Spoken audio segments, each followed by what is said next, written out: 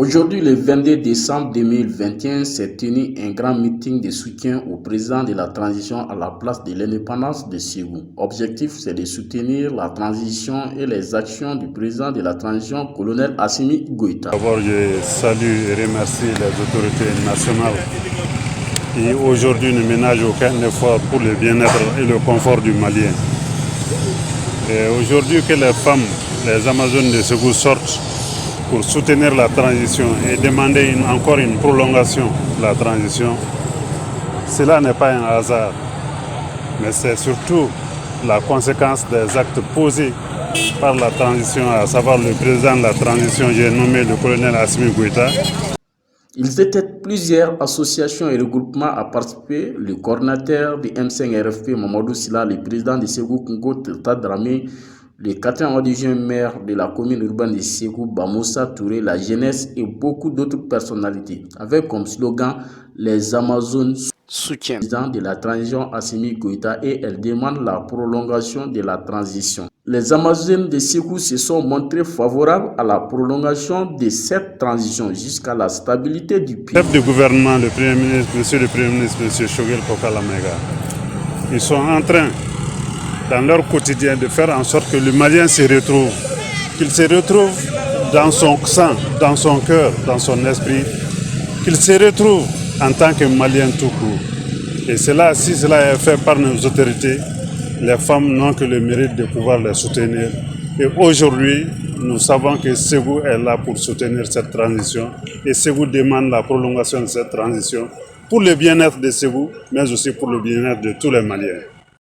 Il faut savoir que l'association Les Amazones de Ségou est composée de plusieurs associations et regroupements des femmes dans le cercle de Ségou.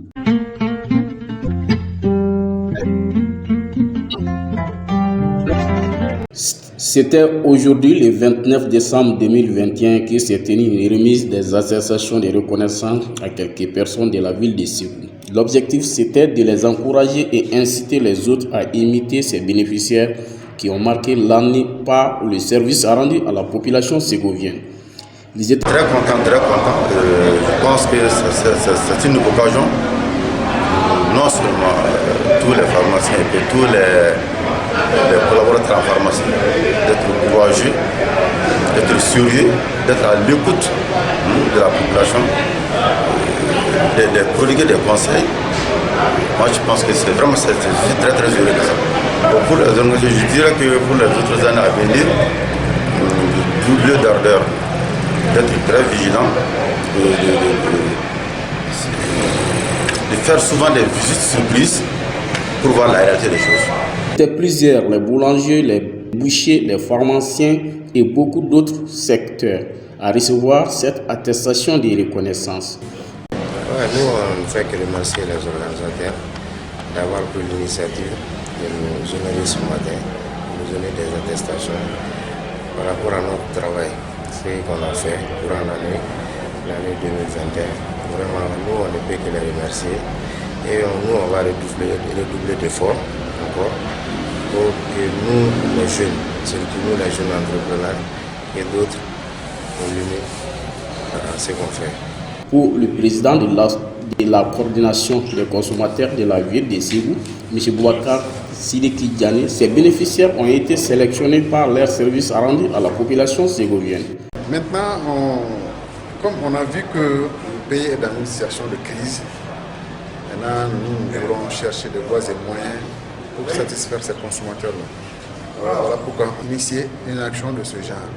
Essayer de rassembler les opérateurs économiques, les structures publiques et parapubliques pour leur dire, bon voilà, essayons de nous asseoir, de nous concerter, de nous dire ce qui ne va pas réellement dans ce pays, afin que le consommateur puisse avoir un peu de répit, puisse être un peu à l'aise par rapport à tout ce qui se passe. Nous savons bien qu'eux ils sont dans les difficultés, mais il faudrait qu'ils aussi regardent un peu les consommateurs. Donc en voyant ça, on leur a dit, bon voilà, on va faire ça, venez, on va s'asseoir, discuter entre nous, mais de la même localité, et se donner les voies et moyens pour sortir de cette crise-là. C'est ce qui nous a fait parvenir jusqu'à cette remise d'attestation aujourd'hui. Il faut savoir que c'est la toute première fois une reconnaissance envers les prestataires dans la ville de Ségou.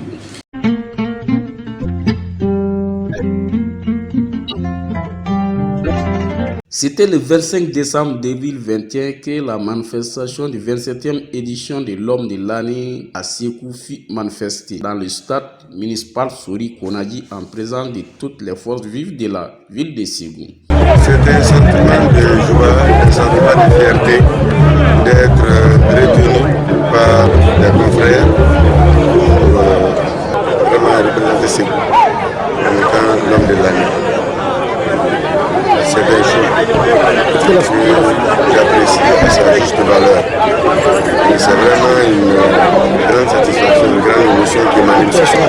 Toute la crème de la presse malienne était présente pour immortaliser la mémoire d'un grand homme de la presse. Il s'agit de M.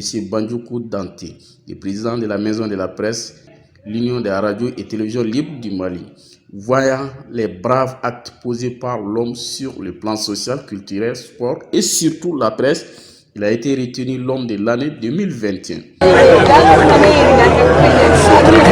le dédie à l'ensemble du peuple malien qui s'est engagé dans la refondation, et particulièrement à l'ensemble de la presse malienne qui se bat aujourd'hui pour donner à cette presse toute sa place.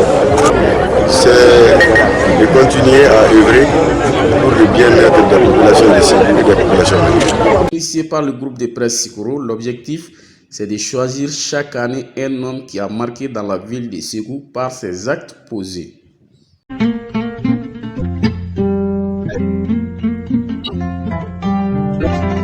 À Ségou, plus précisément à l'école fondamentale Bada Soninkoura, quartier Bougoufié, l'une des directions a été incendiée par des individus non identifiés.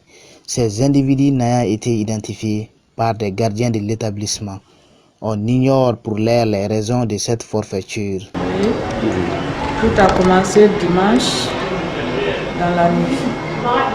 Les individus mal intentionnés sont rentrés par le mur pour ouvrir la porte de la direction. Donc ils n'ont pas pu et ils ont été aperçus par la femme du gardien. Dans la nuit du mardi aussi, ils sont revenus encore pour la même opération. Donc cette fois-ci, la porte n'étant pas toujours ouverte, ils ont été par la fenêtre qui se trouve à l'angle, pas en face de la direction. C'est là-bas qu'ils ont introduit quelque chose pour mettre de l'essence. L'incendie a fait des dégâts énormes. Des matériels didactiques et informatiques partis fumés. C'est pourquoi l'administration scolaire se trouve dans un état de détresse. L'enfant a été identifié. L'enquête continue parce qu'on a confié l'affaire à la police. Ils sont arrivés ici même ce matin. L'enquête continue, donc on peut rien dire. On attend d'abord l'affaire. Bon, il y a eu beaucoup de dégâts. Ils ont brûlé notre ordinateur, et les accessoires, et des documents aussi ont été brûlés. Beaucoup de choses. Tout ce qui était là-dedans vraiment a été détruit. Moi, je demande aux autorités scolaires de prendre des mesures meilleures pour sécuriser l'école. Parce que dans notre entourage, nous avons beaucoup d'élèves délinquants, calcitants, renvoyés. Donc, ceux-ci ont toujours accès à l'école, n'importe comment. Il faut de l'ordre et puis sécuriser l'école encore. Malgré la mise à disposition de deux gardiens dans cet établissement, cette école fondamentale Bada Soninkoura n'est pas protégée. D'où les cris de cœur de l'administration scolaire aux autorités municipales.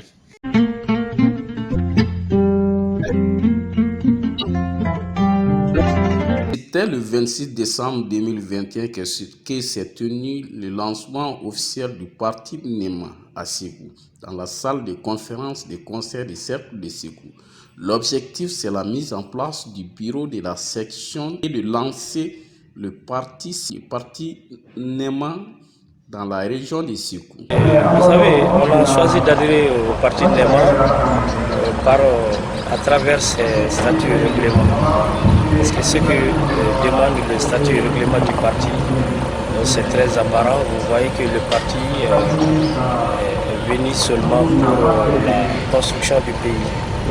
Donc la bonne gestion du pays et que toutes les populations soient derrière, c'est-à-dire qu'il y ait la confiance entre les dirigeants et les dirigés. Donc c'est le parti, c'est la raison qui m'a poussé à adhérer au parti. Le parti pousse ses militants, ses élus à pouvoir diriger de façon très honnête ce pays. Ils étaient tous présents, les représentants des partis politiques, les représentants des maires du cercle de Sékou, des associations et regroupements des femmes, des jeunes de la ville de Sékou, la presse écrite en ligne, radio et télé. À peine lancé, le parti NEMA a plus de 20 conseillers dans le cercle de Sékou. Je vous remercie, je ne suis pas venu pour assister, nous sommes venus pour valider notre section de Sékou. Et notre sentiment, c'est encore un sentiment d'espoir, puisque c'est à mémoire, c'est la 4e section que nous venons pour valider. Et ce qui démontre la progression de notre parti NEMA et sa création aujourd'hui. Nous en sommes confortés par l'audience que nous avons eue aujourd'hui, l'espoir que c'est la société, l'avenir de notre formation politique. Je l'ai dit dans mon intervention, les partis politiques doivent exposer des projets de société, des projets de développement, susciter l'espoir des populations. Et c'est aussi bien par un plan, un programme, que par la personne qui incarne ce programme. La commission de Sékou, ma parole est très courte. Je suis ici. J'ai participé à la fondation de l'ICI Koro. Donc l'histoire d'aucune nation ne peut être effacée. On ne peut pas non plus l'inventer. Sékou, c'est perso. Et je ne suis pas honoré ailleurs que ici. Donc tous ceux qui sont là, ceux qui n'ont pas été, je pense une question de communication. Et je m'engage ici à aller présenter notre formation politique à toutes les familles de Sékou et aux familles patriotes de Sékou et aux familles leaders de Sékou. Il faut savoir que le parti NEMA est né par le mouvement indépendant Bara, mis en place lors des législatives précédentes dans les cercles.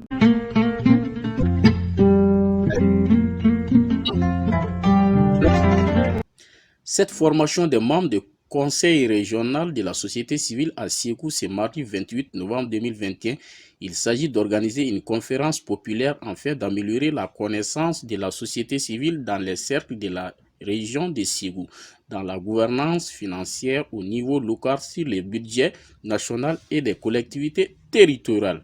Mobiliser plusieurs membres des organisations de la société civile provenant des cercles de la région de Sékou pour participer à la conférence populaire sur le contenu budgétaire national et des collectivités territoriales auprès des sociétés civiles au niveau régional. Aujourd'hui, nous avons organisé cette conférence populaire en vue d'informer un maximum des membres des organisations de la société civile et du cercle de la région de Sékou. Donc les 7 cercles sont invités pour prendre part à cette activité d'information sur les budgets, le budget national et le budget des collectivités, surtout qu'il y a une nouvelle nomenclature de budget des collectivités.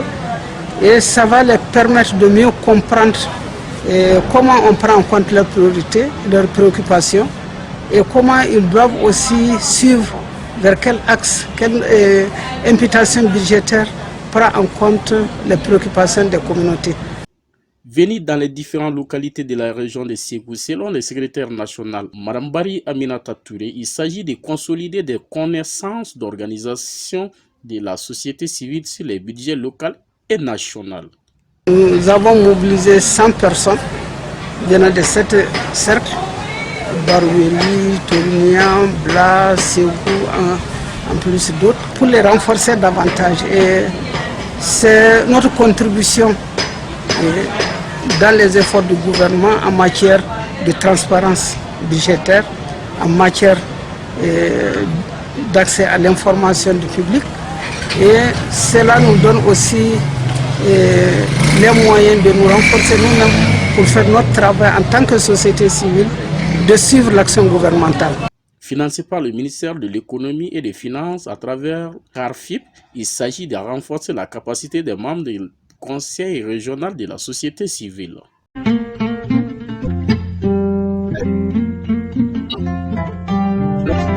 Aujourd'hui, 17 décembre 2021, c'est une conférence dans la salle du spectacle de Pilingana. L'objectif, c'est la commémoration du 8e anniversaire de l'association Pilingana Espoir sous un thème « Comment vaincre le banditisme afin de bâtir un état de paix ». C'était en présence de Madame Diabaté Mambamba, le maire de la commune rurale de Pilingana. Ça fait 8 années, on ne peut pas dire 8 jours.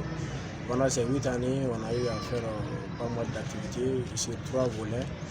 Volet santé, volet paix et cohésion sociale et volet éducation. Donc, dans ce sens, on a fait des séances de sensibilisation sur les violences basées sur le genre. Au-delà de ça, nous sommes partis sur la base de la solidarité, c'est-à-dire assainir les mosquées, faire des dons aux personnes démunies, comme vous pouvez les constater sur le programme de cet 8e anniversaire. C'est prévu pour un don aux personnes déplacées de Nyono. À travers ça, il y aura des matchs de football dont le final se jouera les dimanches tout près. Ils étaient tous présents, les associations, les regroupements, les ONG partenaires, le président du conseil communal de Pilingana, les chefs des quartiers, le directeur général du complexe scolaire Laurus, M. Abouakarso et beaucoup d'autres personnalités. Concernant le thème, comment vaincre le banditisme afin de bâtir un état de paix, qui parle de ce thème, directement pense à la paix, la cohésion et sociale. C'est dans ce sens que nous évoluons pendant ces 8 années et nous espérons continuer sur ces volets, Inch'Allah. Il faut savoir que cet 8e anniversaire de l'association Pilingana Espoir a un calendrier riche, une formation sur la circulation routière, les reboisements, l'assainissement, un match de football et une sensibilisation du port des casques et autres.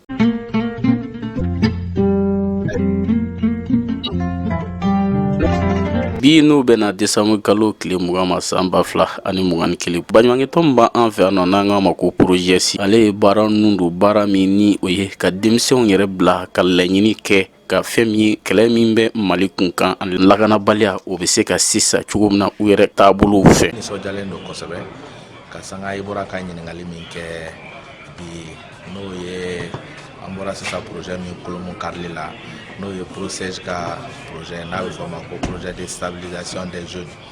Donc le projet en niso jalen do bi kosabe ni projet kolomu karlila c'est pour région connano no be talike bi jamana gele munun soro sanduru laba mina no e lakana balia gele surtout que kaye ka fo keme sarala bi on dem son de bi woro ni duru ana kun enfin kaye ka fo gele a dadigi kera on genou de la kosabe ani bi jamana nyamogo ka fara u deme ba jakulu ma u yayira ka fo u yaye ka fo ko gele a se ka banni on shifina kaute donc ulu bela jelon hakilino de farale nyonga o de nana ke gafe bi so ko mara na kana présenter ana ka fo ko bi on dem sa on de jora ka bobi ni gele bani na pour que ka beni kele aka sabati dem sigidala doni nyonche akado projet si banymangeto fem banymangeto be bara chamanke nga agani bara be boli fem kan oye ben ani kelea ka dimson la dadu ben ani kelea kumana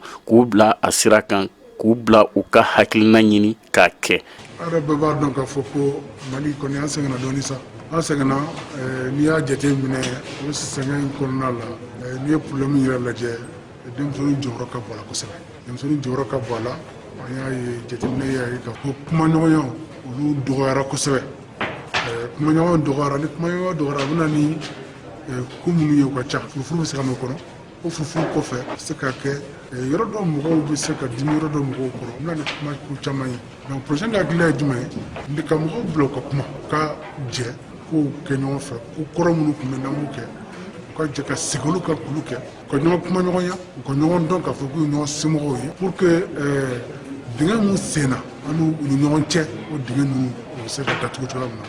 A kɛ kun ye walasa ka denmisɛnw yɛrɛ bila u ka laɲini kɛ ka sɛgɛsɛgɛli kɛ kɛlɛ min bɛ an dala ba Mali kɔnɔ o bɛ se ka ban cogo min.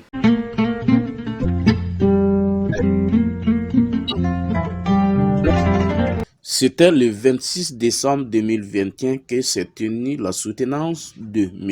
Nouhoum Koulibaly à l'Université privée de management et de technologie tropicale Cizangoulême face à l'ONG Alpha-Log à côté de la direction régionale du développement social. L'objectif c'était de tester et analyser les enquêtes et le brave boulot fait par M. Koulibaly. J'ai trouvé les membres du jury vraiment très exigeants. Vous-même, vous étiez sur place et vous avez fait le constat. Il y a des choses vraiment que j'avais minimisées, mais ils ont essayé de mettre tout ça au grand jour. Parce qu'il y a beaucoup de choses qui ont été soulignées et que moi-même, en réalité, je n'avais pas mis l'accent sur tout ça. Le message que j'ai à l'endroit des jeunes qui font des soutenances, c'est je les demande juste de prendre du temps. Parce que dans le temps, tout est possible. C'est-à-dire quand on prend le maximum de temps, pour préparer à fond. Donc lire les documents, les relire et surtout travailler là-dessus avec les responsables, tels que certains membres du jury. Donc ça évite un peu le maximum de critiques, quoi.